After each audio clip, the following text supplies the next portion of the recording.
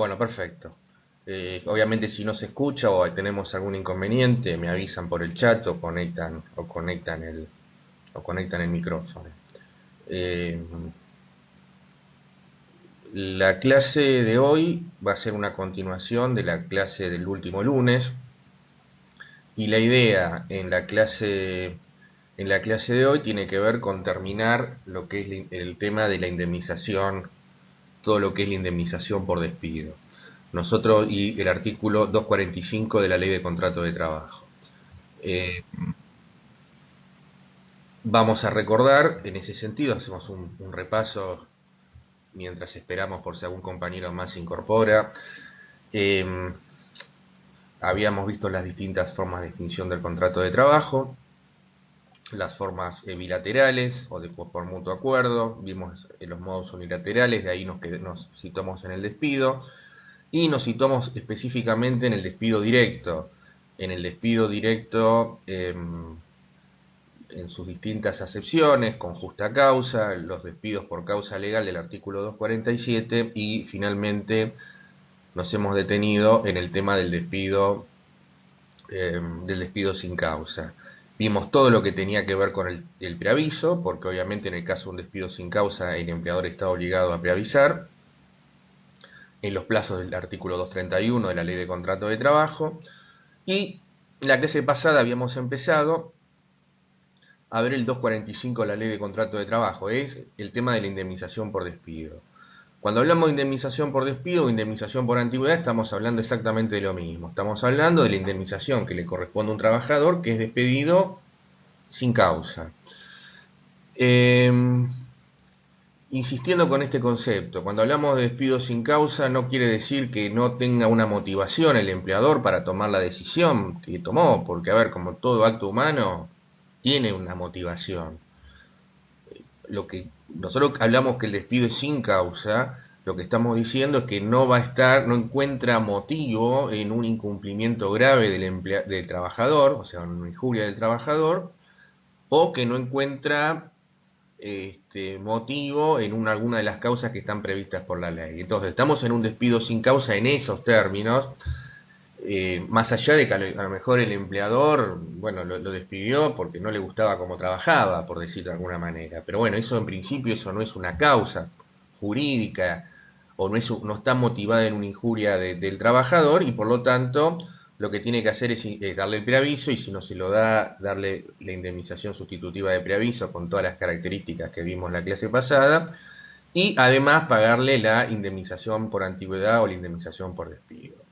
Y nosotros en la clase pasada lo que estábamos determinando, estábamos explicando era cómo se determinaba el tema de la base, el tema de la base de cálculo.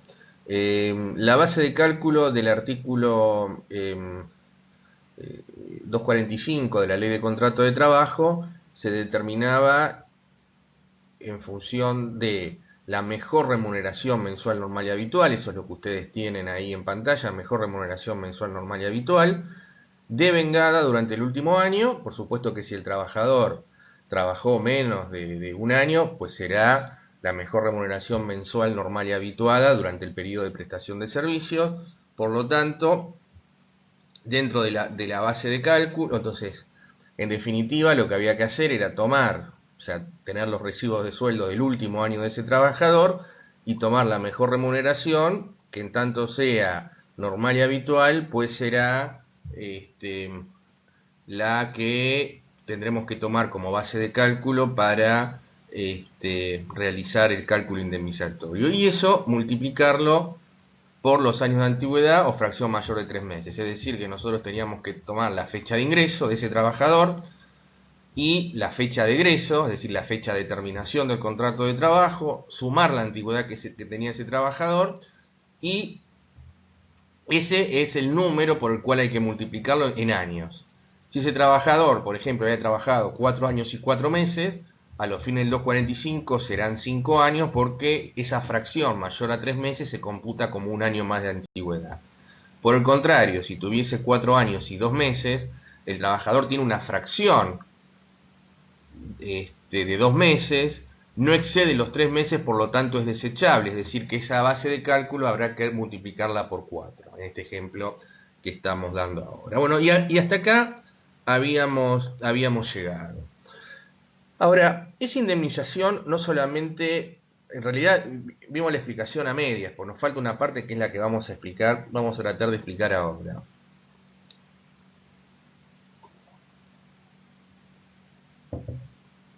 ¿Qué es lo que nos falta en esa explicación? Bueno, en esa explicación lo que a nosotros nos está faltando es que esa indemnización, además de tener una tarifa, que es la que vimos en el primer párrafo, a partir del segundo párrafo, segundo, tercero, y si mi memoria no me falla el cuarto también, establece un tope indemnizatorio, es decir, un techo, un máximo.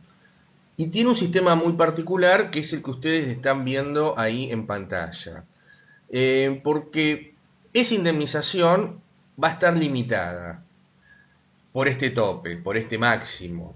Y va a estar limitada en los términos que dice el segundo párrafo del 245 que ustedes tienen en pantalla. Como podrán ustedes ver en el artículo que ustedes tienen en pantalla, se ve, ¿no? El texto, el PowerPoint.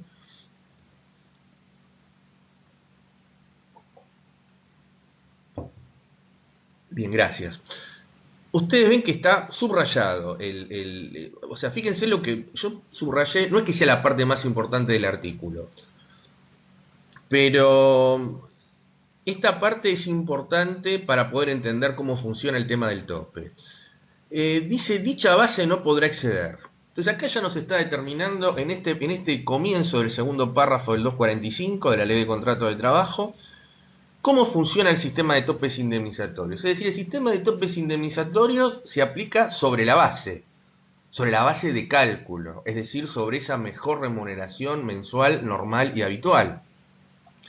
Esa mejor remuneración normal y habitual, es decir, nosotros hacemos este ejercicio de pedirle el salario del último, los recibos de sueldo del último año, tengo que tomar la mejor remuneración normal y habitual, tal como lo hemos explicado en la clase pasada. Ahora, esa base de cálculo que yo voy a determinar no puede exceder el tope indemnizatorio. Es decir, que el tope indemnizatorio va a estar sujeto, mejor dicho, que esa base de cálculo va a estar sujeta a un tope indemnizatorio y que ese tope indemnizatorio en definitiva se aplica contra la base de cálculo.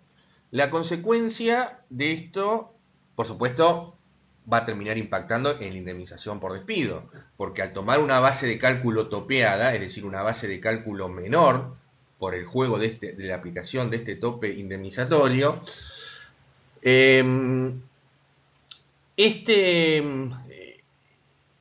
va a terminar impactando en el monto de la indemnización, porque al tomar una base de cálculo menor, topeada, la indemnización por despido va a ser menor. Es decir, que esa es la manera en la cual juega el sistema de topes indemnizatorios.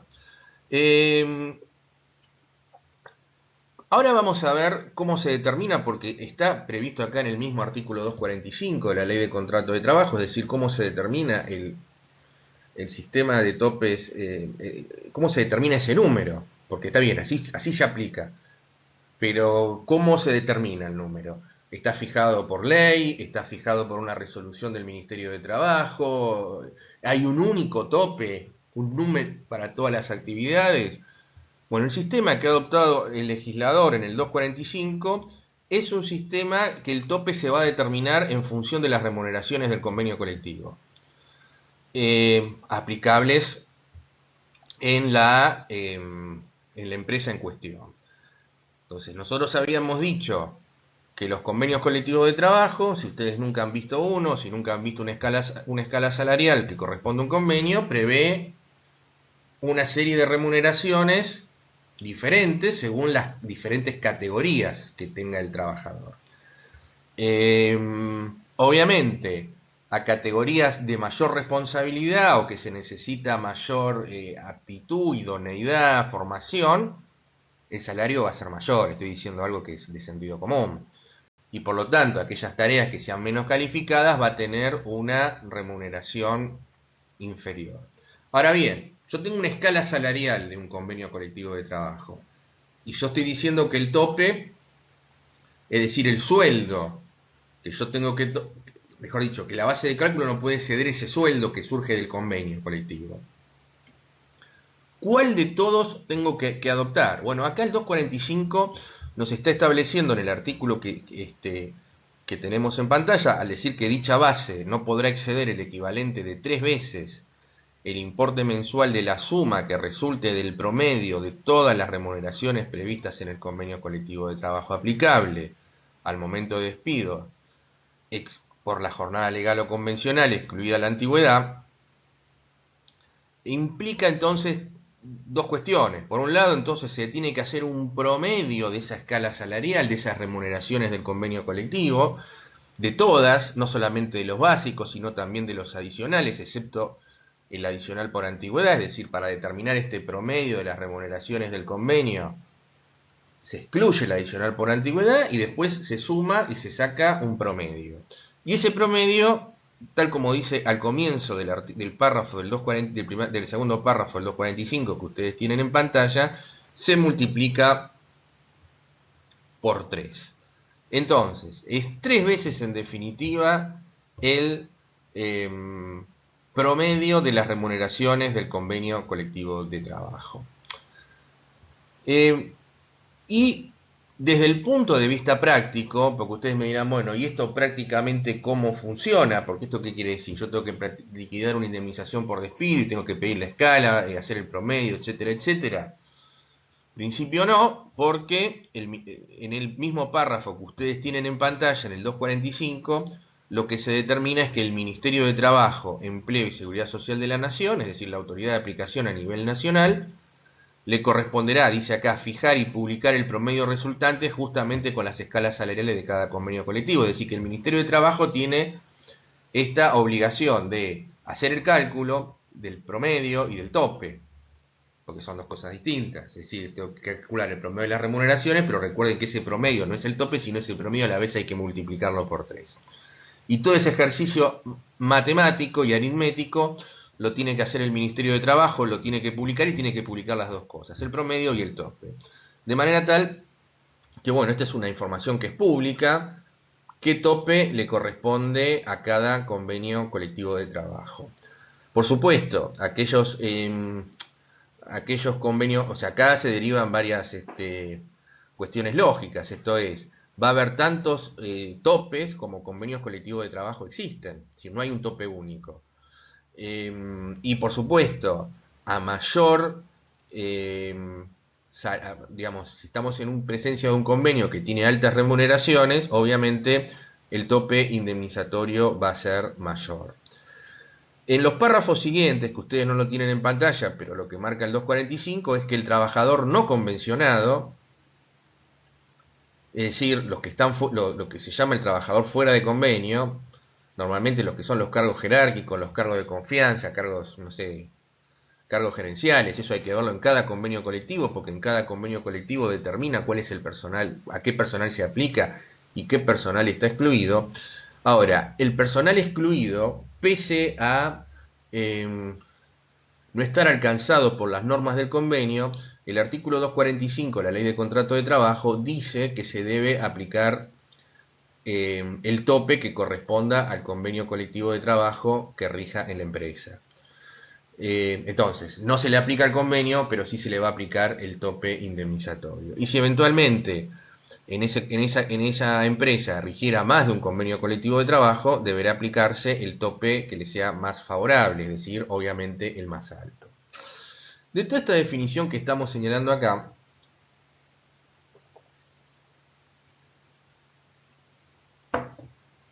resulta claro y resulta evidente que,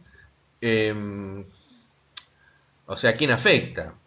Porque si yo estoy, fíjense cómo está fijado el tope, es decir, no se toman todas las remuneraciones promedio del convenio y se las multiplica por 3. De manera tal que si yo tengo un trabajador que está en la última rango de la escala salarial, es decir, el que cobra menos, obviamente el tope indemnizatorio es algo que no lo va a afectar, porque nunca su base de cálculo, es decir, pensemos, insisto, en el trabajador menos calificado que cobra el salario más bajo de toda la escala del convenio colectivo, es obvio que no va a exceder nunca su remuneración, el promedio de las remuneraciones de todo el convenio multiplicado por 3. Me parece que esto es más que evidente. Entonces, con esto podemos advertir que la problemática de los topes indemnizatorios, en qué lugares, en dónde, a quiénes afecta. Y afecta a los trabajadores, no los que están más bajos, los de bajos salarios, sino a los trabajadores de altas remuneraciones. Los trabajadores de altas remuneraciones va a estar, son los que están afectados y alcanzados por la problemática del tope indemnizatorio.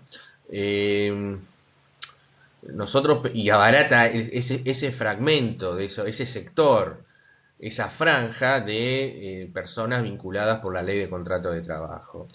Ustedes piensen, no sé, piensen en algún cargo gerencial, por ejemplo, ¿no? Que a lo mejor puede estar ganando, no sé, no conozco cuáles son los valores de mercado, pero a lo mejor podemos estar en presencia de alguien que pueda estar ganando 250.000 pesos por mes.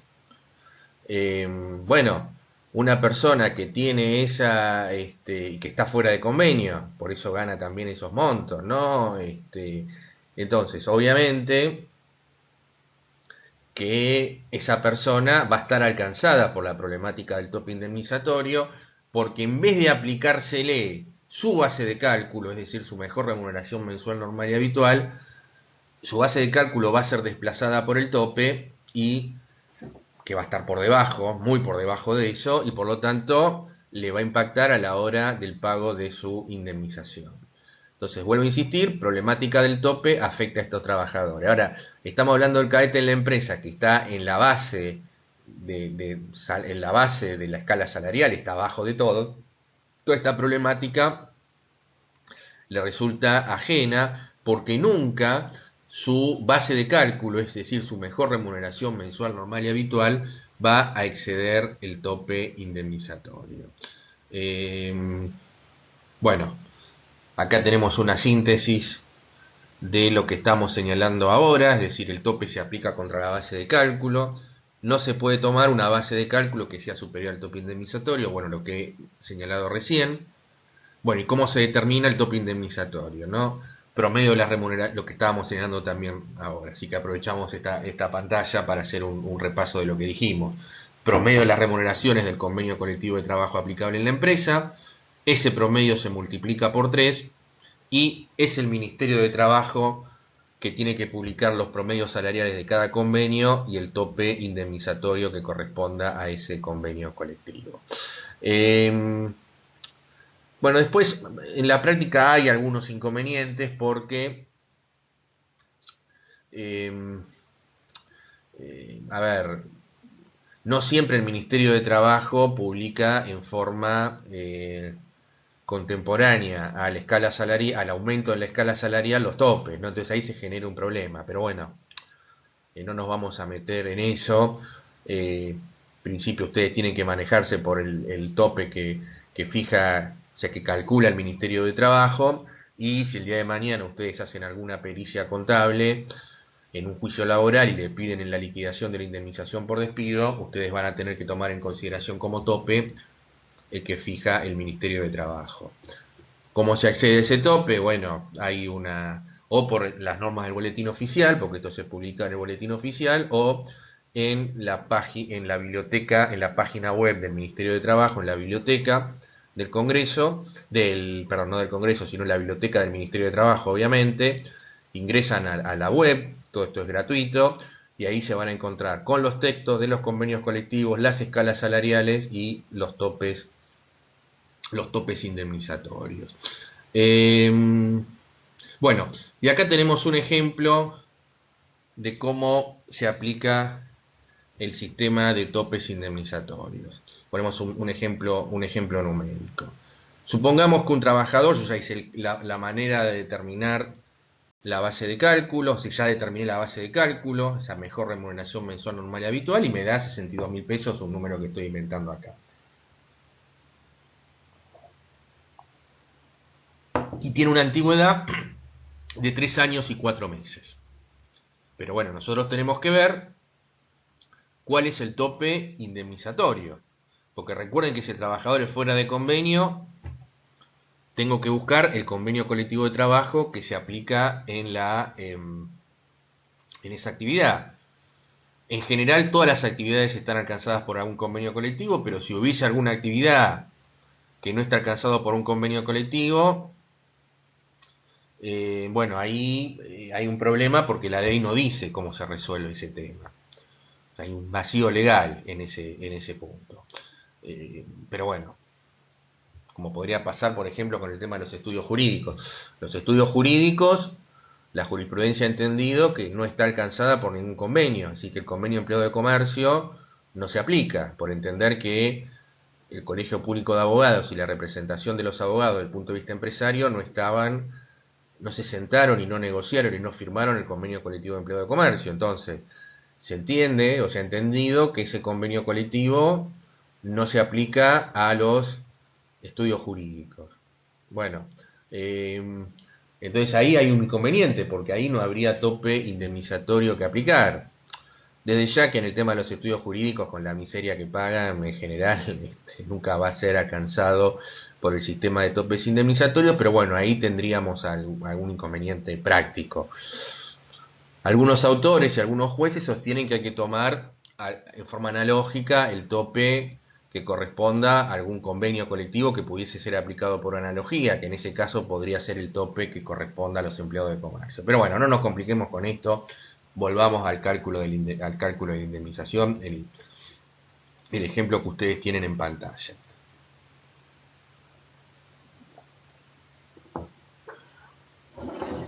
El promedio de las remuneraciones del convenio colectivo, supónganse que es de 20.000 pesos,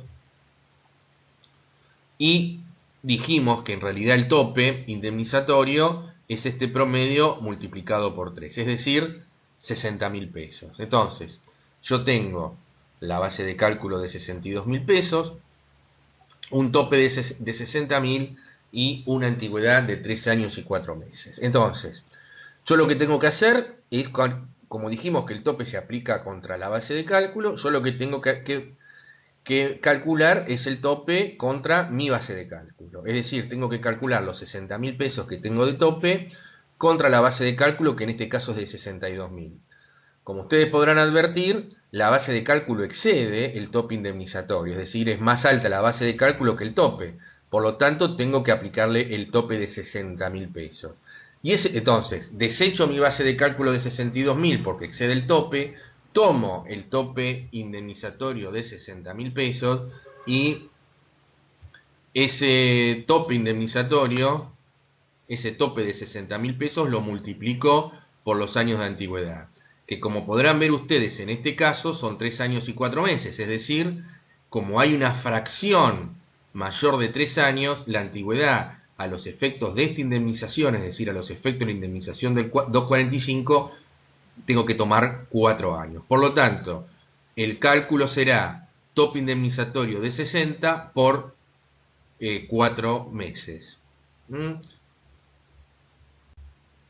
Bueno, acá está entonces expresado el cálculo, ¿no? 60.000 pesos, tengo que aplicar el tope por 4, entonces la indemnización que me va a dar es de 240.000 pesos. Ahora, vamos a cambiar, vamos a dejar los parámetros que tenemos acá y vamos a poner un segundo ejemplo. Tenemos la misma antigüedad, 3 años y 4 meses, la base de cálculo es la misma de 62.000 pesos, exactamente la misma, pero acá va a diferir el tope, porque el promedio de las remuneraciones del convenio, en vez de ser 20.000, como era en el caso anterior, son de 30.000. Por lo tanto, el tope indemnizatorio es de 90, por multiplicar el promedio de las remuneraciones del convenio, 30.000 por 3. Bueno, acá el caso es diferente al anterior porque vamos a encontrarnos con que la base de cálculo está por debajo del tope indemnizatorio. Por lo tanto, el tope obviamente no lo aplico porque el tope es un techo y aplico mi base de cálculo de 62.000 pesos y lo multiplico por 4. Entonces acá lo tenemos expresado, 62.000 pesos, no aplico el tope, por 4 y entonces la indemnización que me va a dar es esta que ustedes tienen en pantalla, 248.000 pesos.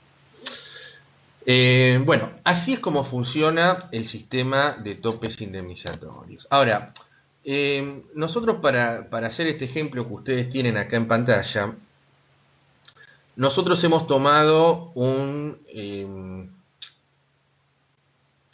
a ver, ¿cómo explicarlo? Hemos tomado casos en los cuales no, o sea, obviamente lo afecta al trabajador, porque en definitiva termina cobrando menos por la aplicación del tope, es decir, es un sistema que lo perjudica al trabajador, porque en vez de tomar su base de cálculo real, se toma una que surge de un tope indemnizatorio, pero bueno, la diferencia no es mayúscula, por decirlo de alguna manera, entre su base de cálculo y el tope, porque estamos hablando en el caso anterior, no en este, en el caso anterior, el caso que pusimos era una diferencia entre base de cálculo y el tope de 60.000 pesos, es decir, que hay una diferencia de 2.000 pesos entre su base de cálculo real y el tope indemnizatorio que por imperio de la ley hay que aplicarse menos. No hay en ese sentido, o sea, lo perjudica, pero no lo perjudica de gran manera, pero la solución sería exacta desde el punto de vista del artículo 245 que acabamos de leer recién. Esta indemnización de 240.000 pesos podría ser igual, en realidad, dejemos de lado esto, pero tengamos presente este punto. Digamos, la solución sería exactamente la misma si en vez de 62.000 pesos la indemnización, supónganse, fuese de, no sé, supónganse que la base de cálculo fuese de 100.000. Supónganse que fuese de 100.000 pesos. La indemnización que le va a dar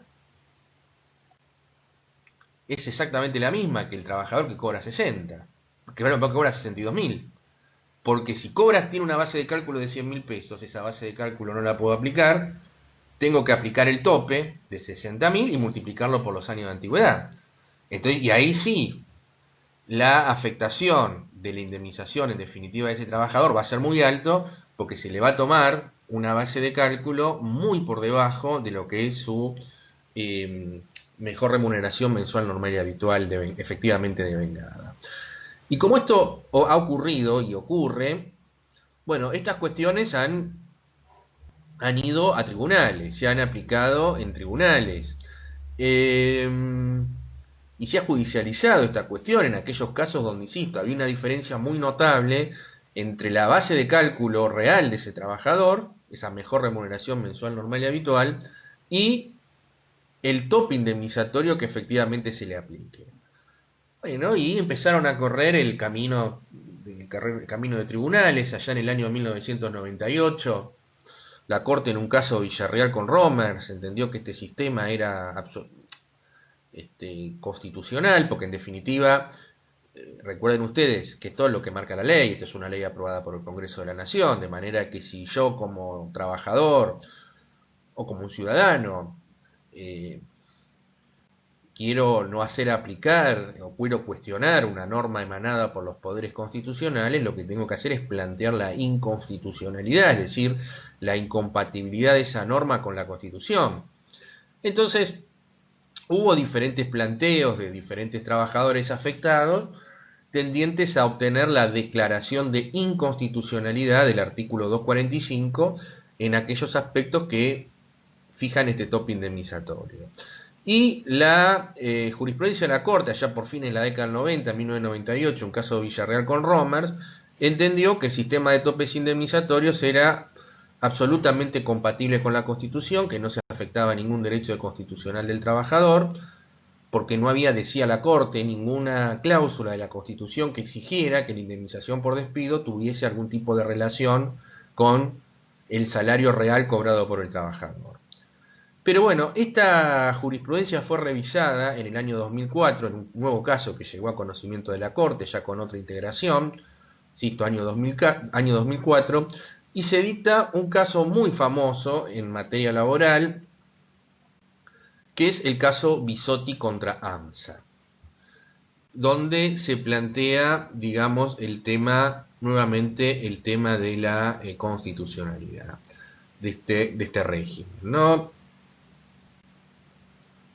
Tope indemnizatorio, inconstitucionalidad, caso Bisotti. Y en el caso Bisotti, el caso de Bisotti tiene una serie de consideraciones que las hago rápidas, porque, a ver, la Corte dice que en sí el sistema de topes no es inconstitucional, o sea, el sistema, en teoría, el sistema de topes indemnizatorios no es incompatible con la Constitución en la medida que siga con ciertas pautas. Y la fundamental pauta que surge acá está dada en este párrafo que ustedes tienen reproducidos acá. Porque en definitiva la Corte lo que dice es que no puede tomarse un tope indemnizatorio que implique una reducción de más del 33% de esa base de cálculo. Es decir, que si en la aplicación de ese tope yo le reduzco la base de cálculo real, es decir, su mejor remuneración mensual normal y habitual real, más de un 33%, entonces el artículo 245 de la Ley de Contrato de Trabajo deviene en inconstitucional. ¿Y por qué es inconstitucional? Es decir, ¿cuál sería la violación de la Constitución que habría en ese caso? Bueno, en términos gruesos podemos decir que se violarían dos cláusulas de la Constitución, según la Corte. En primer término, el 14 bis, porque el 14 bis, recordarán ustedes, que exige que la ley, luego de consagrar el principio protectorio, exige que la ley tiene que garantizar protección contra el despido arbitrario. Y esa protección contra el despido arbitrario se garantiza, el despido arbitrario sería este que estamos hablando ahora, ¿no? Un despido sin causa. Y esa protección contra el despido arbitrario se garantiza en nuestro ordenamiento jurídico con el pago de una indemnización. Con lo cual, adviertan ustedes que si la indemnización es muy barata, por decirlo de alguna manera, estoy abaratando excesivamente el despido arbitrario, yo no le estoy dando adecuada protección contra el despido arbitrario a ese trabajador. Entonces, la Corte ha entendido en Bisotti que si al trabajador se le quita más de un 33%, porque esa base de cálculo, vuelvo a repetir, por aplicación del tope, en esa comparación el trabajador pierde más de un 33%, la Corte ha entendido que en ese contexto no hay adecuada protección contra el despido arbitrario. Primera cláusula constitucional que estaría afectada. Y la segunda cláusula constitucional que para la Corte queda afectada por este sistema de topes indemnizatorios cuando la quita es mayor al 33%, es la cláusula del artículo 17 de la Constitución que garantiza el derecho de propiedad.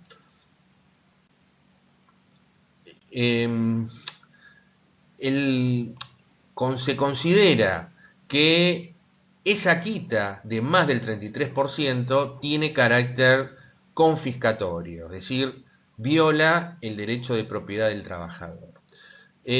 Acá Luis me está preguntando, bueno, ¿y cómo se llega? Que es una muy buena pregunta. Bueno, ¿cómo se llega a ese 33%?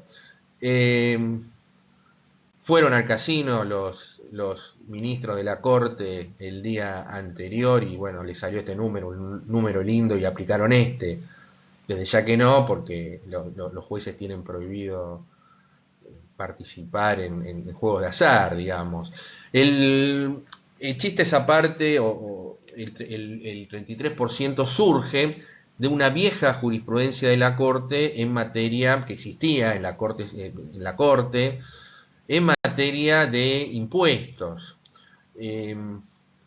Había una vieja jurisprudencia de la Corte, yo no sé cuál será el estado actual de la cuestión, pero históricamente la Corte había sostenido que para que el Estado el Estado para poder aplicar impuestos tiene que seguir con una serie de límites para que esto sea válido. Una vieja discusión, ¿no? ¿Cuáles son los poderes del Estado en materia impositiva? Esto es problema que ya venía de la Carta Magna Inglesa de 1215, cómo el Estado aplicaba los impuestos. Y lo que el sistema constitucional lo que marca tiene varios límites, que se tiene que respetar el principio de legalidad, es decir, que los impuestos deben ser fijados por ley del Congreso, pero en cuanto al contenido en sí, la Corte había establecido en algún momento que el impuesto no podía gravar más del 33% de lo que se iba justamente de aquello que se iba a grabar, porque la Corte consideraba que si se excedía este 33%, ese impuesto tenía el carácter de confiscatorio y violaba el derecho de propiedad. Ahora, esta vieja jurisprudencia de la Corte, que bueno, no sé cómo se compatibiliza ahora con las quitas en ganancia que son del 35%, ¿no? Esta es una buena pregunta para hacerle al profesor de impuestos que muchos de ustedes sé que tienen en paralelo con esta clase. Así que bueno, es una buena pregunta para que ustedes se la puedan consultar. Pero bueno, lo cierto es que la jurisprudencia de la Corte tomó ese 33% que históricamente la Corte aplicaba para la relación entre Estado y contribuyente y la aplicó para una relación entre particulares. Porque efectivamente, como bien señala, como digamos, el sistema, el tema de que esto se planteara es decir, había muchas discusiones sobre cuál era el porcentaje que sí, cuál no, digamos. Qué porcentaje de quita sí, cuál no. Porque lo que había pasado, yo les había dicho recién que en el año 98 se había dictado un fallo en Villarreal con Romer, y entre 1998 y 2004, donde la Corte revé su jurisprudencia acá en Bisotti, en estos 6 años, en realidad ustedes saben que o yo lo he señalado, la jurisprudencia de la Corte no es obligatoria. Entonces, ¿qué es lo que ocurría en la práctica?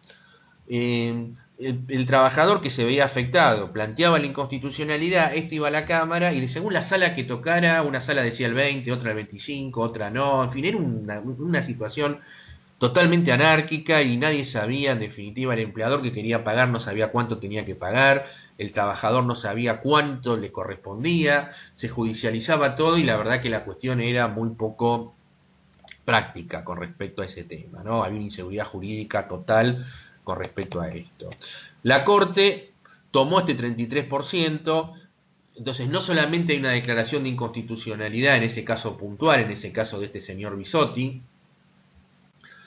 sino que además plantea un límite del 33% que en los hechos, en la práctica, pese a que nosotros dijimos hasta el cansancio que las decisiones de la Corte o de los jueces tienen efecto para el caso concreto, esta es la realidad, es decir, que esta declaración de inconstitucionalidad no altera el 245, sino que en principio se le aplicaba a Bisotti contra AMSA en ese caso que ellos tenían para ver qué indemnización se le debía pagar a este señor.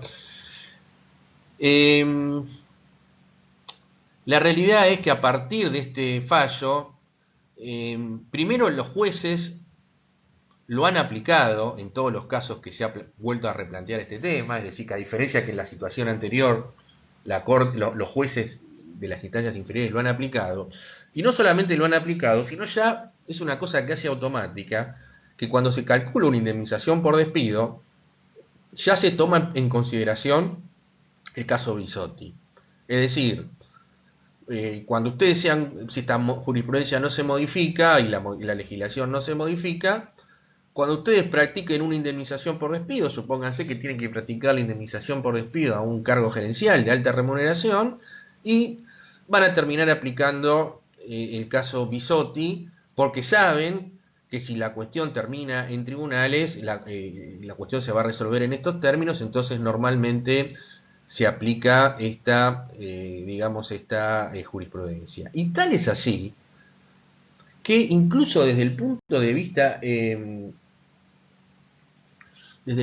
vista impositivo, la Administración Federal de Ingresos Públicos, a la hora de tributar el impuesto a las ganancias, porque a ver,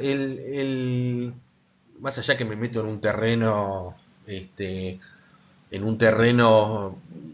resbaladizo porque no está lejos de ser tema impositivo, tema de mi especialidad, pero por el avance del Estado en materia de impuestos, uno se ha tenido que ver por lo menos algunas consideraciones con respecto a esto. la indemnización por antigüedad está exenta, no está abarcada por, o sea, no está sujeta al pago de impuestos a las ganancias. Pero lo que excede del pago de la indemnización por antigüedad, sí. Porque, a ver, nada obsta a que un empleador pague una indemnización por encima de la indemnización del 245.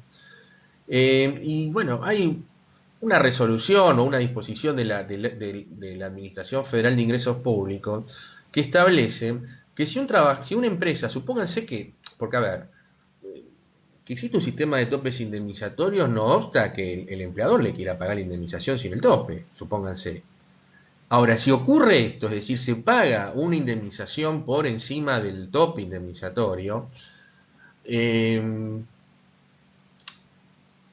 y se paga más allá del límite este del 33%, o se paga una gratificación por cese, en el caso de una extinción por mutuo acuerdo, cuyo monto exceda la indemnización calculada según la jurisprudencia Bisotti, es decir, dentro del rango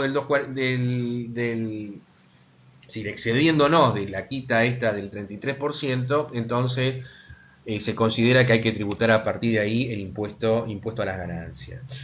Fíjense ustedes que hasta ya para el organismo recaudador, esta decisión de la Corte la toma prácticamente como algo que se aplica más allá de este caso Bisotti contra AMSA.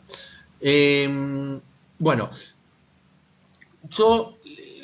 un tema importante en este caso es, o sea, vimos la parte conceptual y vamos a ver un poco el tema numérico. Quizás desde el punto de vista didáctico tendría que haber arrancado al revés, pero bueno, lo puse así en digamos, en este orden.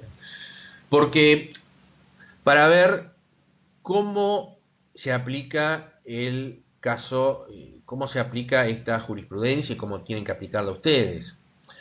Bueno, acá tienen los datos numéricos, y que además los datos numéricos del caso pueden quizás entenderse un poco las cuestiones jurídicas que están detrás de la decisión que acabamos de señalar recién. Lo primero que tenemos que ver es que la base de cálculo, es decir, la mejor remuneración mensual normal y habitual de ese señor Bisotti, era de 11.000 pesos y tenía una antigüedad de 26 años. Bueno, acá hay que hacer una serie de consideraciones. Primero, nosotros dijimos que este caso es del 2004, pero ustedes saben que los casos, los juicios duran mucho. Y ni que hablar si uno llega hasta la Corte Suprema de Justicia de la Nación, que normalmente ya de por sí la Corte, para expedirse en un caso, si finalmente la Corte decide tomar ese caso, se toma varios años para poder resolver. Por lo tanto,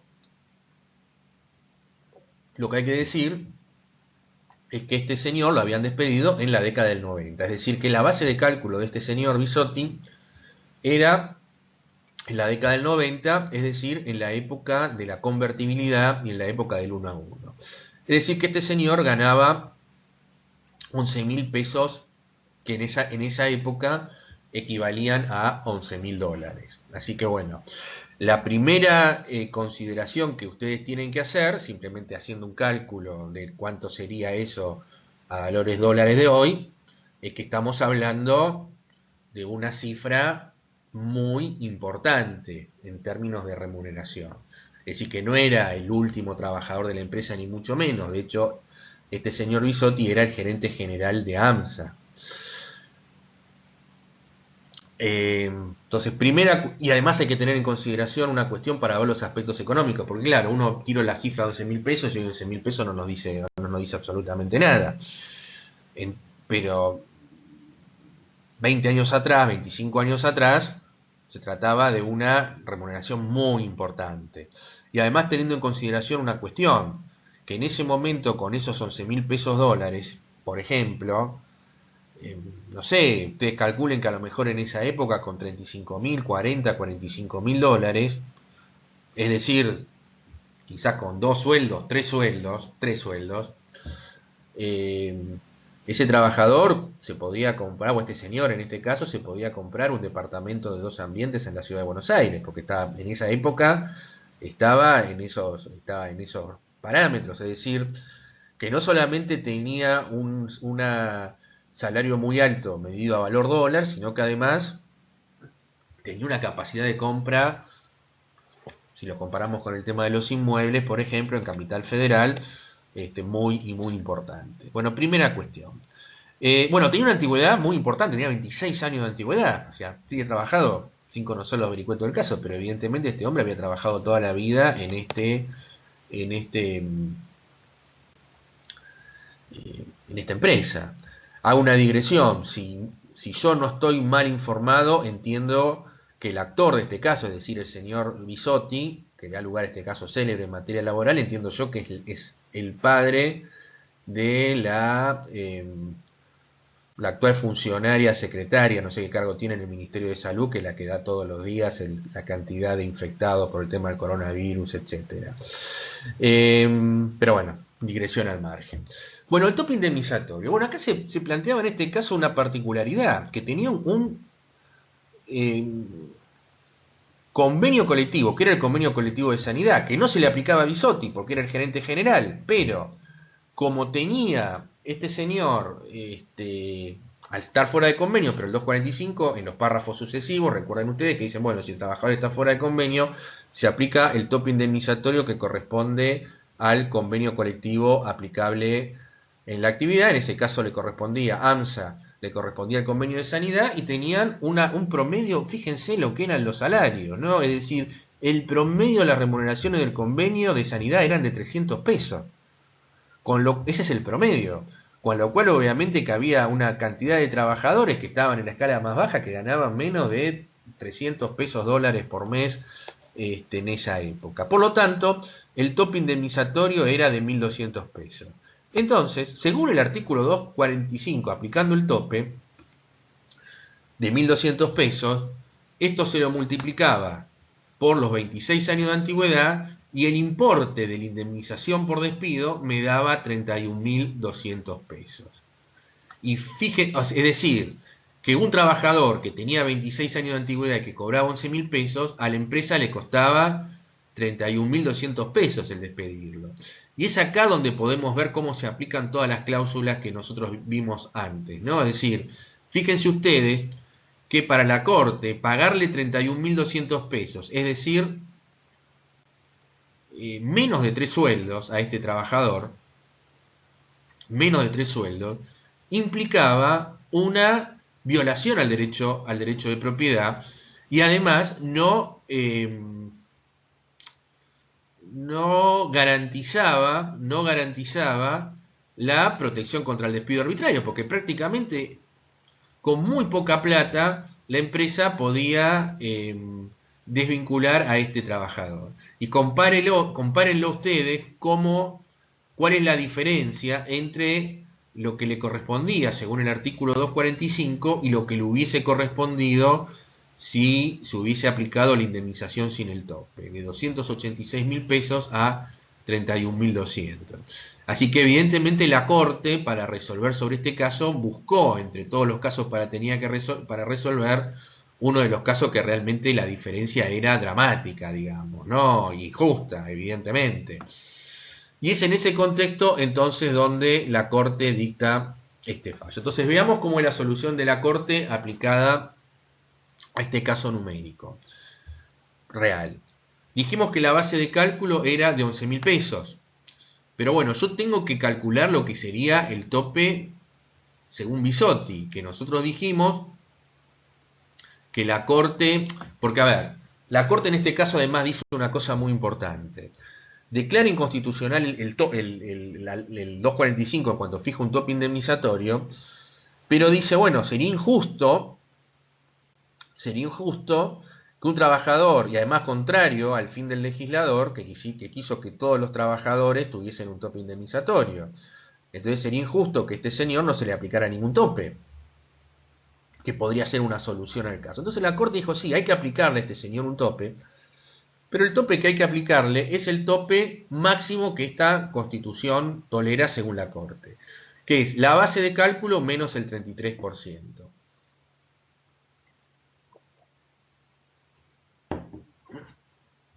Entonces surge lo que nosotros podemos denominar el tope Bisotti.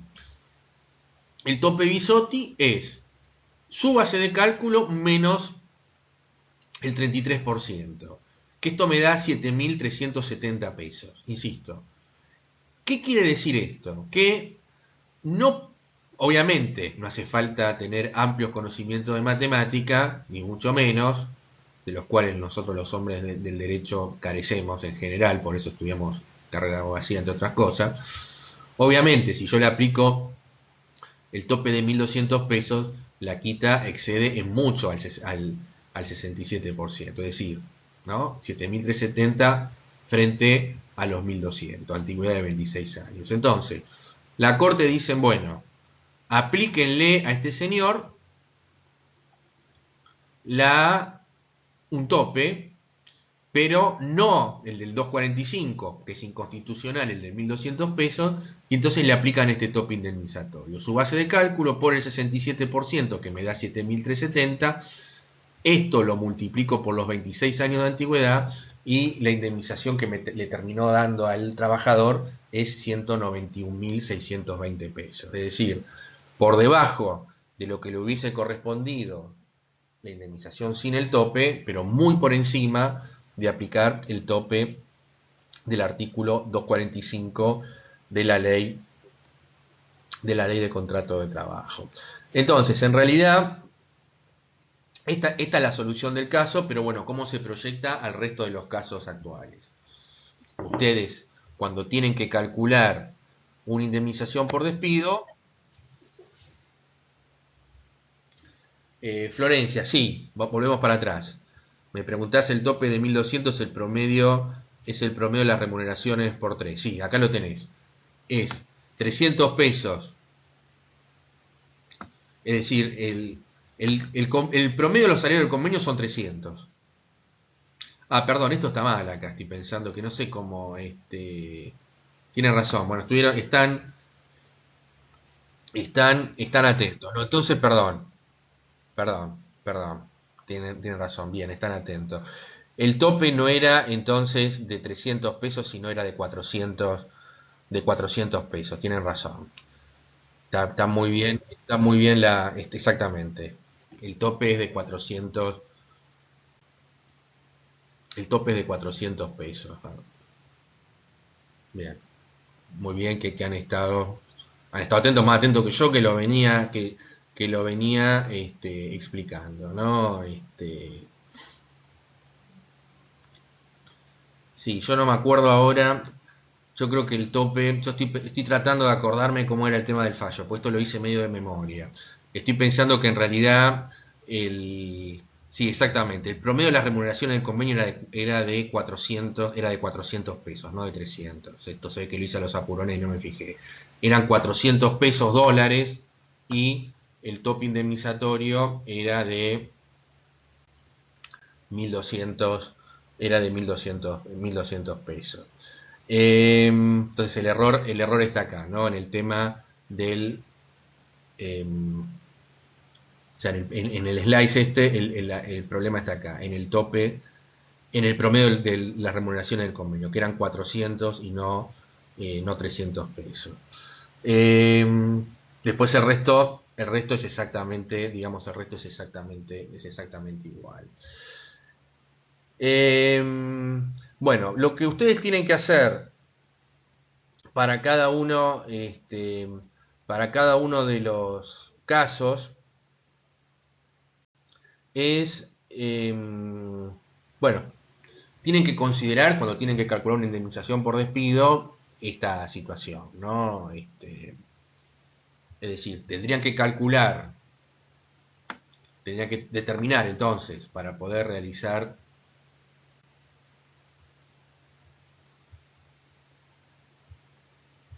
a ver, o sea, tendrían que determinar primero la base, en definitiva, la base de cálculo, ver cuál es el tope indemnizatorio según el 245 y aplicarle a la base de cálculo el 67% por la jurisprudencia Bisotti. Entonces yo tendría que comparar Es decir, primero tendría que ver cuál es, o sea, si el tope indemnizatorio, en realidad tendría que determinar primero si el tope indemnizatorio se aplica o no, y luego, porque a ver, vamos a jugar con los números acá, y si vamos a variar el tema del tope, vamos a variar el tema del tope indemnizatorio. Supongamos que el tope indemnizatorio en vez de 1.200 pesos fuese de 15.000 pesos. Bueno, en ese caso, el tope indemnizatorio, al ser el importe más, digamos, el importe del tope, al ser, si fuese superior a la base de cálculo, tomo la base de cálculo y lo multiplico por los años de antigüedad. Cualquier tope que esté por debajo de este número es inconstitucional, es decir, si el tope fuese de 7.369, por ejemplo, sería inconstitucional. ¿Por qué? Porque le estoy quitando más del 33%, por lo tanto no puedo aplicar ese tope y aplico el tope Bisotti. Pero supónganse que ese trabajador, el tope indemnizatorio fuese en vez de 1.200, 8.000 pesos. Bueno, si es 8.000 pesos, aplico el tope del 245 porque la quita que tiene ese trabajador con respecto a esa de base de cálculo no implica una quita superior al 33% de tope máximo que la Corte admite para quitarle la base de cálculo a un trabajador. Bueno, yo no sé si esto, digamos, yo no sé si esto se entiende cómo se termina, digamos, cómo se termina de aplicar, ¿no? Para el futuro, digamos, qué es lo que ustedes tienen que hacer, ¿no? Hacer esa, digamos, hacer esa comparación.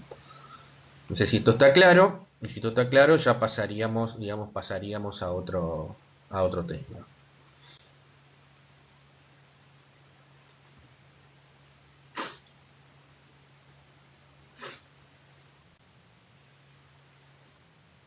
Bueno. Bien. Entonces volvamos al artículo, al artículo 245. El artículo 245, a ver, yo lo tenía por acá, a ver si volvemos un segundo para atrás.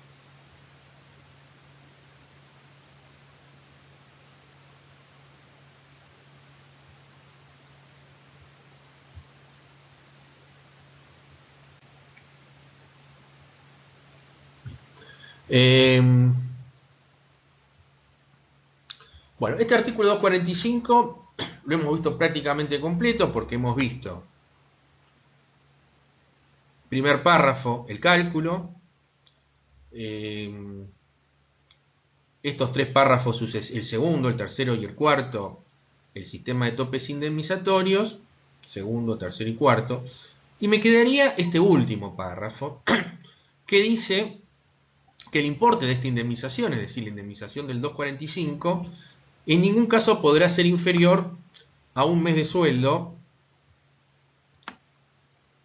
calculado sobre la base del sistema establecido en el primer párrafo. Es decir, que la norma establece cómo se calcula el 245 por un lado, un tope, un techo, pero además establece un mínimo. ¿Cuál es el mínimo? Este que está acá. Nunca podrá ser inferior, dice, a un mes de sueldo calculado sobre la base del sistema establecido en el primer, en el primer párrafo. Bien, esta indemnización mínima que la ley garantiza es una indemnización sin tope indemnizatorio. Entonces, supónganse, un trabajador, no sé, cobra 100.000 pesos, por ejemplo. Tiene su base de cálculo de 100.000 pesos, es decir, su mejor remuneración mensual normal y habitual es de 100.000 pesos. Y bueno, y supónganse que tiene, no sé, tiene un tope indemnizatorio y tiene un año de antigüedad. Bueno, la problemática del tope acá no le resulta aplicable porque tiene derecho, como mínimo, el trabajador siempre derecho a una base de cálculo, es decir, a una mejor remuneración mensual normal y habitual, sin aplicación de tope indemnizatorio alguno. Ese es el mínimo que la ley garantiza y que obviamente se va a aplicar a aquellos trabajadores que tengan esta, digamos, esta antigüedad. Bien, bueno, esto es con respecto al tema del artículo 245 de la ley de contrato de trabajo. Bueno, vayamos un poquito al tema hasta ahora hemos hablado del despido directo, pero vayamos un poquito al tema del despido indirecto. Es decir, cuando el trabajador se coloca en situación de despido. Despido indirecto.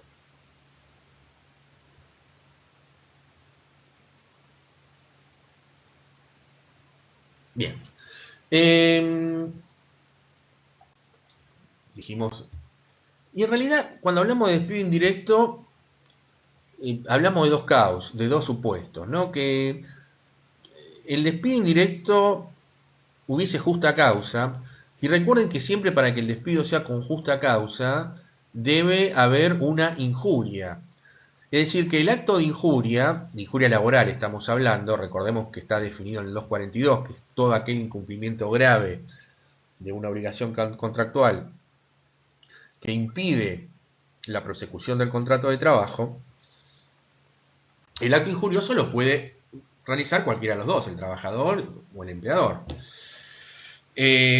Porque hay obligaciones contractuales, obviamente, como lo hemos visto, de ambas partes. Entonces, para que el trabajador se ponga en situación de despido indirecto, tendría que haber una justa causa. Lo que pasa es que, en definitiva, la existencia o no de justa causa, es decir, insisto, un incumplimiento grave del empleador que impida la prosecución del contrato de trabajo, por ejemplo, el no pago de la remuneración podría ser un ejemplo, el incumplimiento del deber de seguridad, el tener un trabajador negro o parcialmente registrado, incorrectamente registrado, no hacerle los aportes, bueno, en fin, hay una serie de incumplimientos que pueden ser considerados incumplimientos graves, que son optativos, encuadrarlo en una categoría laboral inferior a la que corresponde. Son todos esos incumplimientos injuriosos, es decir, incumplimientos que facultan al trabajador en considerarse en situación de despido indirecto. Y por supuesto, el despido indirecto también podría ser sin justa causa. Básicamente, en la práctica, digamos, el trabajador siempre va a invocar una supuesta injuria del empleador. Lo que pasa es que, bueno, después hay que ir a tribunales y en tribunales tiene que probar la existencia de esa injuria, de manera tal que si el trabajador se coloca en situación de despido indirecto,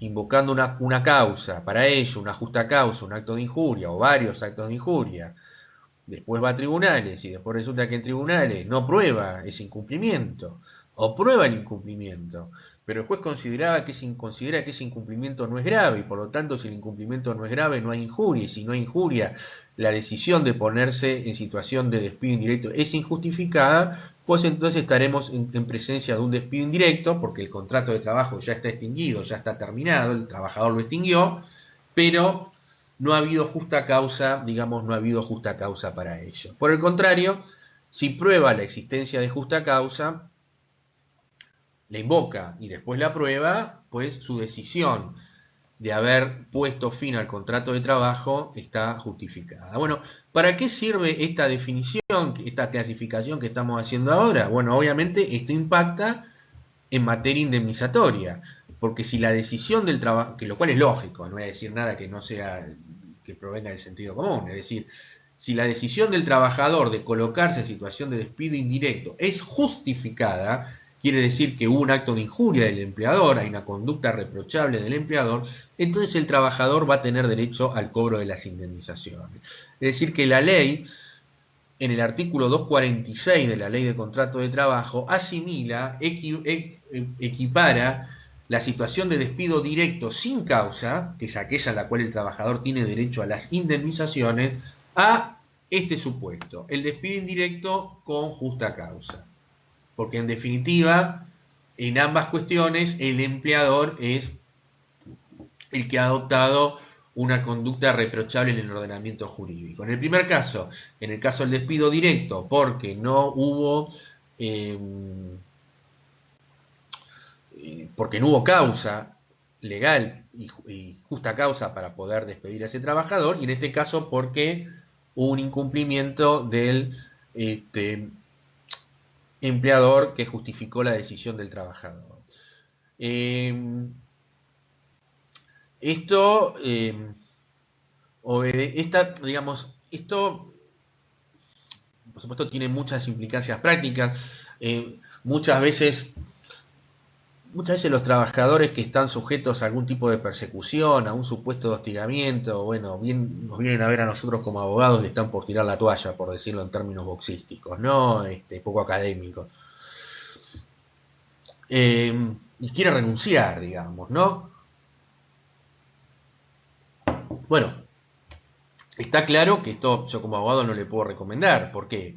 Porque la diferencia, si bien el despido indirecto y la renuncia son ambos actos unilaterales en cabeza del trabajador, es decir, es el trabajador el que puede acudir a esos medios extintivos, en el caso del despido indirecto, yo al invocar una justa causa para justificar, valga la redundancia, la decisión del despido indirecto, yo en ese caso, ese trabajador se va a ir, va a terminar con su contrato de trabajo, pero va a tener posibilidad de hacer un reclamo, en definitiva, de estas indemnizaciones, ¿no? La del despido, las que están previstas para el despido indirecto.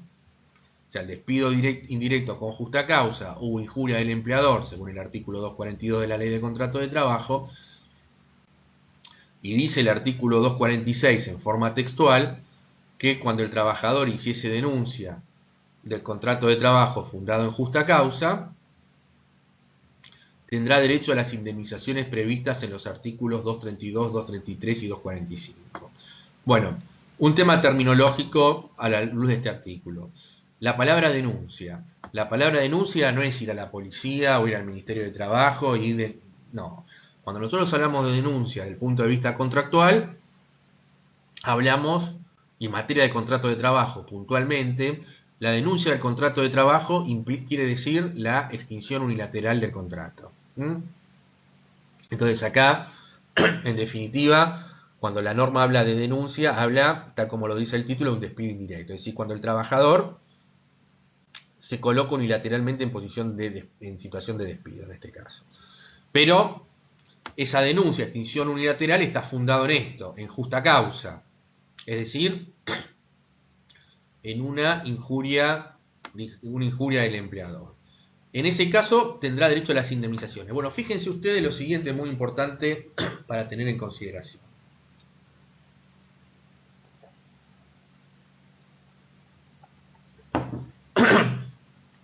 Primero, las indemnizaciones a las cuales tiene derecho el trabajador, en este caso, no es solamente de la indemnización por despido, la del 245, sino que también tiene derecho a estas dos indemnizaciones, es decir, le corresponde la indemnización sustitutiva de preaviso con su SAC y la integración del despido con su sueldo, también con la incidencia del sueldo anual complementario. Entonces, en todo reclamo del despido indirecto, el trabajador va a estar reclamando estas indemnizaciones. Obviamente, si el despido indirecto es sin justa causa, bueno, porque el trabajador no pudo probar la existencia de la injuria por parte del empleador, entonces este trabajador no va a tener derecho a estas indemnizaciones, a ninguna, ni al preaviso, ni a la indemnización por antigüedad, ni a la integración, pero tendrá derecho a los montos provenientes de una liquidación final, SAC proporcional, vacaciones proporcionales, etc. Nosotros después vamos a ver, cuando hagamos algún ejercicio liquidatorio, que en la actualidad, si bien los despidos están suspendidos, los despidos sin causa, hay un decreto que es si no recuerdo mal el número, es un decreto 34/2019, un decreto de necesidad y urgencia que ha sido prorrogado ahora, que establece la denominada doble indemnización, es decir, que vamos a ver, por lo menos para que ustedes tengan conocimiento que estas indemnizaciones son susceptibles de ser duplicadas cuando se provoca la extinción por esta causal. Entonces esto lo comento más que nada porque como esto está saliendo en todos los diarios, saben los diarios ahora el tema del prórroga de la doble, que estos montos en la actualidad estarían sujetos a duplicación. Bien. Bueno, hago una consideración breve para, en todo caso retomo la clase que viene con este tema. Porque nosotros tenemos, creo que hay un punto del programa, yo no lo tengo a mano ahora y si lo empiezo a buscar se me van a terminar los pocos minutos que quedan, con respecto al tema del denominado despido discriminatorio. El despido discriminatorio, o sea, si yo les pidiese a ustedes que busquen en la ley de contrato de trabajo, no sé, pongan un buscador para poner la expresión despido discriminatorio, ustedes no la van a encontrar porque no hay ningún despido que esté contemplado bajo los términos que nosotros estamos señalando acá. El despido discriminatorio, más allá de que hay algunos supuestos de despidos que son despidos discriminatorios, porque a ver, cuando nosotros hablamos del despido por causa de matrimonio o el despido por causa de embarazo, estamos hablando de despidos que son discriminatorios, aunque la ley no les ponga ese título. Y la solución que le da el legislador es encuadrarlo en esta definición que nosotros habíamos hablado originariamente, tengo que buscar el primer, en definitiva, como un despido directo sin causa. Porque en esta clasificación que nosotros habíamos hablado, cuando, a ver, volvemos hacia atrás, es un despido, acá, o sea, estaría sin causa.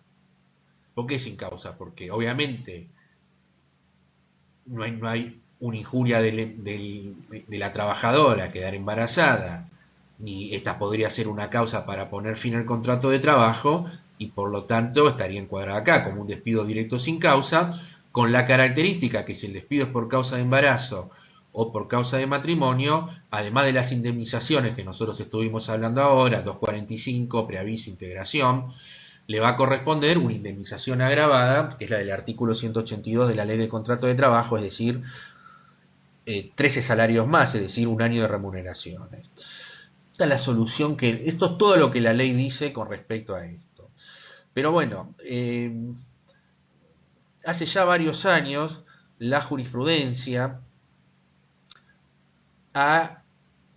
no sé si la expresión válida es creado, pero ha establecido reglas cuando el despido y consecuencias cuando el despido pueda ser catalogado como un despido discriminatorio. Es decir, cuando la motivación real por la cual ese trabajador es desvinculado puede ser por una causa gremial o puede ser por su orientación sexual o por estar enfermo o por haber ido a declarar en un juicio en contra del empleador. En fin, hay una serie de supuestos que pueden, por afiliarse por afiliarse al sindicato, es decir, todos despidos que no solamente son incausados desde el punto de vista de esta clasificación, sino que además su motivación real es un supuesto discriminatorio.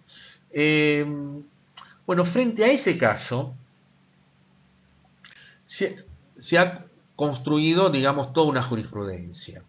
La ley, y para esto tenemos que tener presente una ley, que es la ley 23.592. La ley 23.592 se llama ley antidiscriminatoria y es una ley que penaliza los actos de discriminación. Si ustedes van al articulado, y en realidad esta norma, si mi memoria no me falla, la habían sacado en buena medida, por eso hay algunos artículos en ese sentido, con respecto a temas de discriminación que se producían en las entradas de las confiterías bailables, cuando había una suerte de derecho de admisión, discriminatorio según el color de piel de la persona que quería entrar a ese boliche. Yo creo que en ese contexto se sancionó, si mi memoria no me falla, en ese contexto se sancionó esa ley, pero bueno, independientemente de ese contexto, lo cierto es que es una ley que establece la penalización de todo acto discriminatorio. En ninguno de sus artículos la ley 23.592 menciona trabajador, empresa, empleador, fábrica. Pero obviamente uno de los ámbitos donde pueden ocurrir actos discriminatorios es en el ámbito laboral, es en el ámbito de la empresa. No estamos describiendo nada, descubriendo nada con respecto a esto. Y en esa ley 23.592 se establece en el artículo 1 que el juez, a pedido de parte, es decir, cuando una de las partes lo solicita, puede dejar está obligado a dejar sin efecto el acto discriminatorio. Es decir, si hay un acto discriminatorio, el juez, a pedido de parte, está obligado a dejar sin efecto el acto discriminatorio. Y sin perjuicio del pago de las indemnizaciones que le correspondan a esta persona objeto de una discriminación. Y la jurisprudencia ha admitido, jurisprudencia de la Corte, Álvarez con Cencosud es el caso en este sentido, que ha determinado que en el caso de que el despido sea discriminatorio, ese trabajador va a tener derecho, es decir, si decimos que el juez, a pedido de parte, tiene que dejar sin efecto el acto discriminatorio y el acto discriminatorio fuese el despido, agrego yo, la interpretación que se ha hecho, por lo menos para la mayoría de la Corte, en este caso Álvarez Maximiliano contra Cencosud, es que la única forma que tiene el juez de dejar sin efecto el acto discriminatorio, en este caso el despido, es nulificando el acto del despido y ordenando la reinstalación del trabajador en su puesto de trabajo, sin perjuicio del derecho al cobro de indemnizaciones por daño moral, etcétera, etcétera.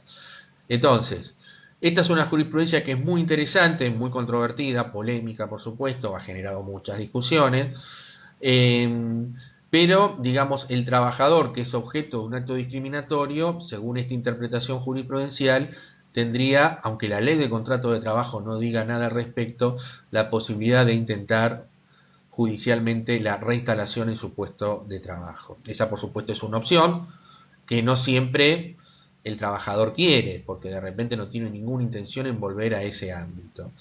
La otra posibilidad que el trabajador tendría frente a un despido de carácter discriminatorio es admitir, o sea, aceptar la extinción del contrato, pero lo que la jurisprudencia le permite es reclamar, además de la indemnización propia de un despido sin causa, es decir, del 245 y todo lo que hemos visto hasta ahora, una indemnización adicional que va a ser merituada por el juez en razón de este despido, discriminatorio. Bueno, este es un tema obviamente que lo estoy diciendo en los últimos 5 minutos de clase, es un tema que está para profundizar, pero bueno, por lo menos lo quería dejar planteado y en todo caso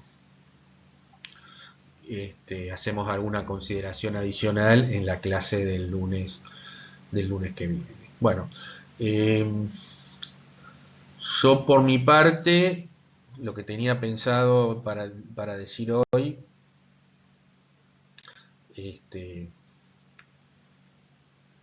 terminado, digamos. Así que bueno, ahora quedo abierto a las preguntas, consultas que ustedes me puedan espelar, ¿no? Del cuestionario. Sí, claro. Sí, desde ya. Sí, Luis. Buen día, profesor, ¿cómo está? Te escucho. ¿Se escucha? Sí, te escucho perfecto. Sí. Mire, profesor, yo le terminé enviando el cuestionario anoche porque cuando entré a la plataforma decía como que fue después de las 12 y aparecía como vencido, pero tenía entendido que el cuestionario había que entregarlo hoy, ¿no? ¿Es correcto, Correcto. digamos, durante Sí. el transcurso del día? Exactamente. Exactamente. Porque, bueno, lo mandé sin contestar una pregunta porque me había surgido una duda, pero bueno, de última lo vuelvo a enviar. Quería consultarle, Sí. porque la verdad que no encontré la clase o busqué las clases, o sea, tengo la idea de cuando lo vimos, pero no. la pregunta número 8 que hablaba sobre si una entidad bancaria decide terciarizar lo relativo a la limpieza y si terciariza el servicio de atención telefónica. Sí. La verdad que tenía el recuerdo que habíamos hablado que lo de la limpieza estaba dentro de lo permitido, pero el tema de la atención como que tenía, digamos, algunas situaciones que no es que no estaba permitido, pero que en realidad el banco tendría que, digamos, prestar ese servicio. A ver, Eh, sí. Sí, esa pregunta se ve que ha generado varias dudas, pero bueno, obviamente es un tema que es complejo, sí, porque la norma dista, de- o sea, da lugar para muchas interpretaciones. Entonces, vamos por partes con respecto a esto. Primero, el video donde está explicado este tema es la primer videoconferencia que hicimos un día a la tarde, digamos. Es el primero de los videos, artículo 29, que está definido, lo tienen como título para que ustedes lo puedan encontrar, 29, 29 bis y 30, 30 y 31 de la ley de contrato de trabajo. Fue la primera vez que nosotros nos pusimos en contacto en forma virtual, así que es el primer video que ustedes tienen que tener para poder ver, punto uno. Así que ahí lo van a tener explicado en forma completa. Pero de todas maneras, te hago una síntesis para no dejar colgada la pregunta que me están haciendo.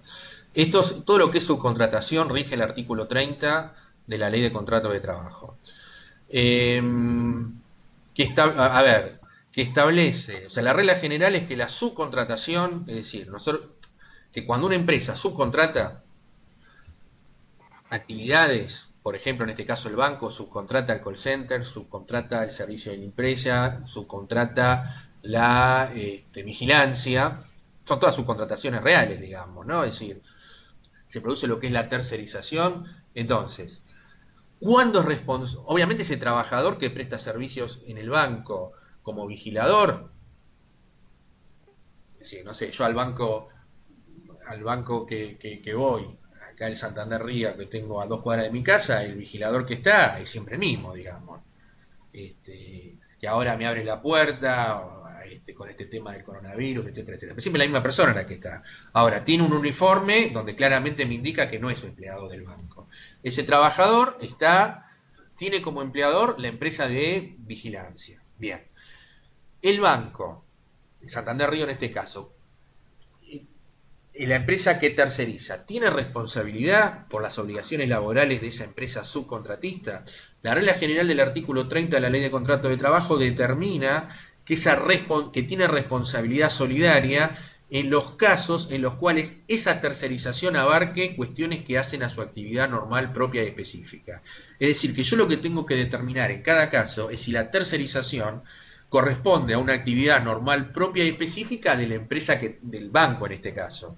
Entonces yo lo que tendría que analizar en cada caso es decir, bueno, call center, ¿constituye una actividad normal propia y específica del banco? Si la respuesta es sí, entonces el banco tiene responsabilidad solidaria. Si la respuesta es no, entonces no tiene ninguna responsabilidad. Y así con cada una de las actividades que terceriza, que pueden ser esta o pueden ser otras más incluso. Nosotros lo que vimos ahí en el video, y eso está un poco más desarrollado ahí, eso tiene que estar explicado en el libro de ya, como que hay dos posturas para determinar qué se entiende por actividad normal propia específica, que es la clave del artículo en cuestión. Hay como una teoría amplia que dicen, bueno, hay que buscar, hay que tomar en cuenta si esa actividad tercerizada coadyuva al cumplimiento del objeto social, en este caso del banco. Entonces yo tendría que ver si la actividad tercerizada coadyuva, permite, posibilita el cumplimiento del objeto social de la entidad que está tercerizando. Vos imaginate que esta definición es amplísima, entonces entra casi todo, porque a ver, el servicio de limpieza, y está claro que coadyuva, o sea, que no hace al objeto principal de la entidad bancaria, porque la entidad bancaria se dedica, no sé, a prestar plata y a hacer operaciones financieras, pero obviamente sin el servicio de limpieza no puede funcionar, no puede cumplir su objeto. Entonces, desde esa perspectiva es amplísimo, digamos, prácticamente te abarca todo. Obviamente el call center ni hablar, digamos, ¿no? Ahora, Si yo tomo una postura restrictiva, por ejemplo, que es otra postura que hay, ¿qué es lo que dice la postura restrictiva? La postura restrictiva lo que a vos te señala es que la actividad normal propia y específica en realidad se está relacionada con el objeto principal. Entonces, bueno, está claro que la actividad de limpieza con el objeto principal del banco no tiene absolutamente nada que ver, es algo accesorio al cumplimiento del objeto principal y por lo tanto con esa postura es hiper restrictiva y la posibilidad de este, eh, extender la responsabilidad es difícil, digamos, o imposible. Los casos que ustedes tienen no es, o sea, no, a ver, no es una matemática, es decir, las dos respuestas son válidas, y digo que sí o digo que no. Lo que me importa un poco es que, bueno, que lo justifiquen a la luz de las diferentes teorías y que entiendan las diferentes teorías. Pero bueno, son casos que realmente son dudosos, digamos, ¿no? Entonces depende un poco del criterio que tenga el tribunal que resuelva este tema. Está claro que desde el punto de vista práctico, para la persona que tiene que hacer el reclamo no es lo mismo que reclamarle. No sé, este muchacho, que supongamos que lo despiden, este muchacho vigilador del banco al cual yo voy. Si lo despide, que lo va a despedir la empresa de seguridad, supónganse, y no es lo mismo hacerle un reclamo a la empresa de seguridad, que yo no sé si hoy está, mañana va a estar, que tener como responsable solidario al Banco Santander o al que fuese, porque se supone que tiene esa institución, tiene una solvencia mayor, se supone, que la institución de seguridad, digamos, que la empresa de seguridad. Pero bueno, esto es un poco cómo se debería encuadrar esa respuesta, digamos, ¿no? O esa pregunta en todo caso. Bueno, profesor, muchas gracias. No, no, Y sí, le quería hacer una consulta más con el tema de, en el caso cuando la parte embargable del sueldo del trabajador.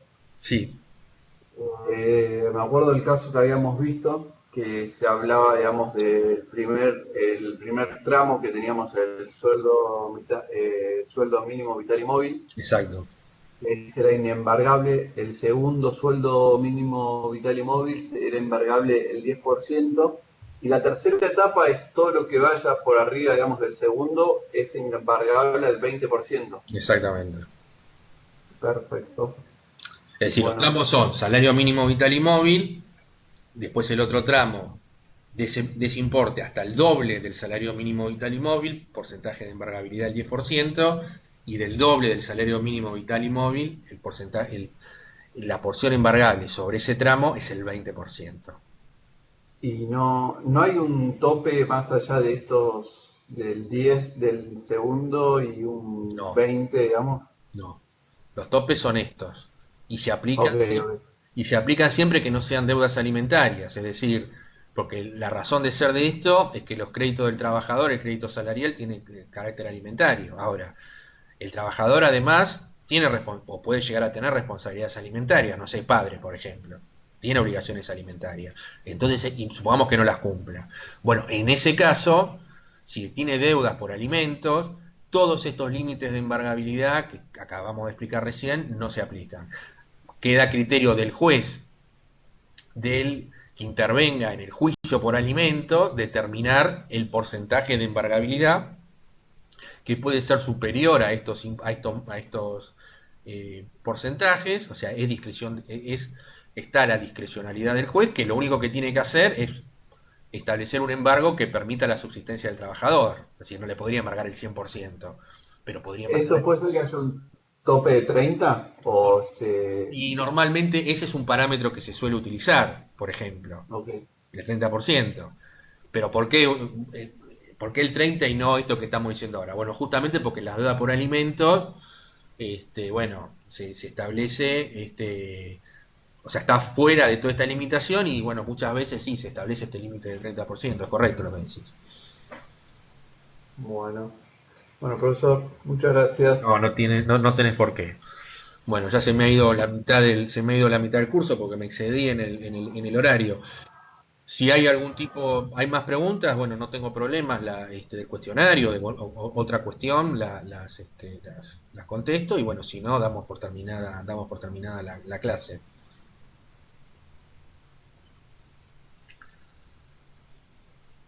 Bueno, creo que no hay más preguntas. A ver, Erika, si me estás saludando para que me vaya o me quieres preguntar algo.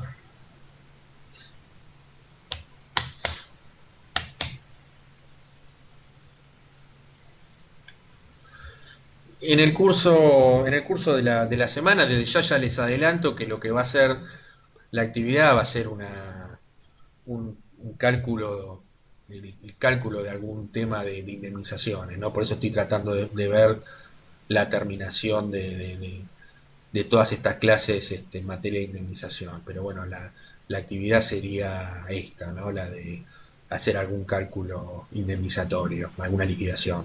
¿Mm? Les adelanto esto, pero bueno, en el curso de la semana que viene se los voy a mandar.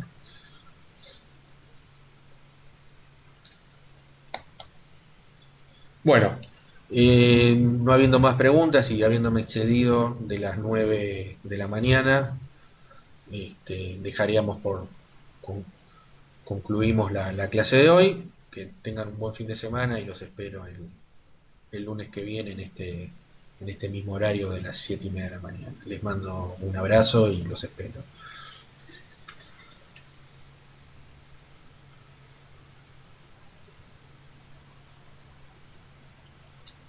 Perdón. Si el lunes es feriado no hay clases, ¿eh? Aclaro esto. Si el lunes es feriado no tenemos clases, así que quedan liberados en ese caso.